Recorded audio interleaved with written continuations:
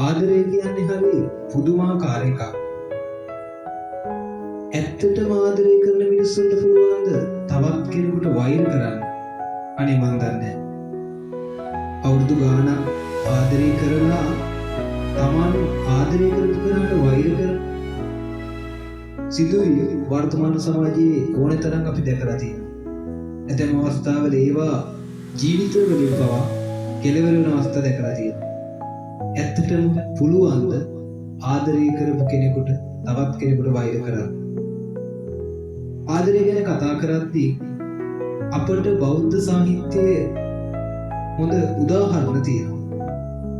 සිද්ධාර්ථ සහ යසෝදරාගේ ප්‍රේමය වර්තමාන සමාජයට හොඳ ආදර්ශයක්. පරම්පරා ගණනාවක් ඇවිදී සිද්ධාර්ථගේ යසෝදරාගේ ප්‍රේමණීය බව හරි අපූර්වයි. සිංහල සාහිත්‍ය ගැන කතා කරනකොට බෞද්ධ සාහිත්‍ය ගැන කතා කරනකොට අපට ප්‍රමුඛ සිද්ධාර්ථ හාමුදුරුවෝ සුවිශේෂී වෙන්නේ ඒ නිසා. ප්‍රමුඛ සිද්ධාර්ථ හාමුදුරුවෝ හඳුන්වන්නේ සිංහලයේ කහ සිවුර කියලා. ප්‍රමුඛ සිද්ධාර්ථ හාමුදුරුවෝ එක් අවස්ථාවක සිද්ධාර්ථ යසෝදරා හැර යාම නිසා යසෝදරා තුල ඇතිවෙච්ච දුක කනගාටුව හරි අපූර්වට ගීතයකට දීලා තියෙනවා.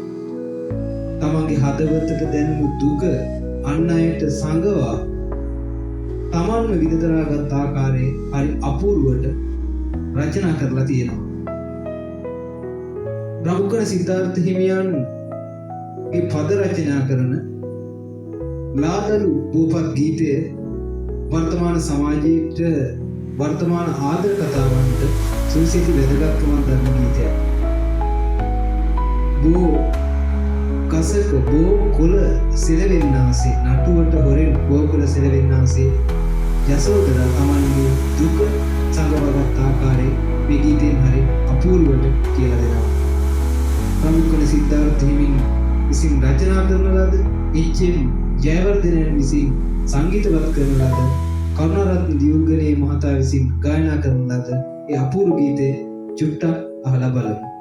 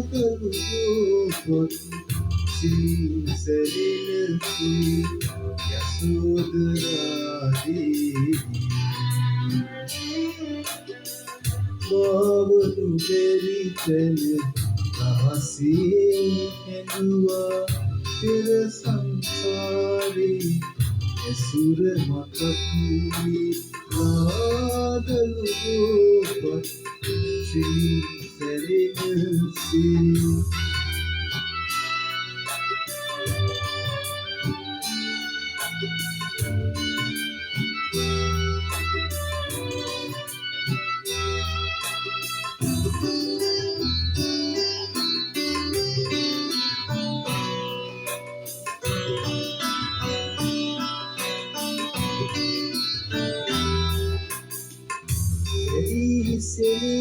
සිත එලි පඩලනිත ඇති දෙපාලඟු යසෝදරාව පිපිනිවන් මල් සාදුකාරදී පහන්දිය උදැසනක්සේ නාදලු ගෝපත් සිලි සැරෙනසී යසෝදරාදී වවනු බැරිතන රහසේ හැඬුවා පෙර සංසාරේ ඇසුර මතක් වී නාදලු ගෝපත් සිලි සැරෙනසී